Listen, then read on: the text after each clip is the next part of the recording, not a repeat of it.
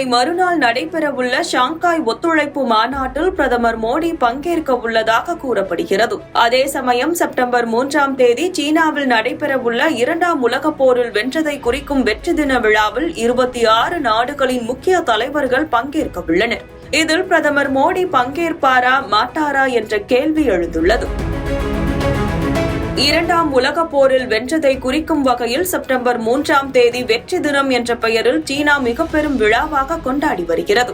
அந்த வகையில் அடுத்த மாதம் இந்த வெற்றி தின விழா நடைபெறவுள்ளது. இதில் பங்கேற்க உலக நாடுகளின் தலைவர்களுக்கு சீனா அழைப்பு விடுத்துள்ளது.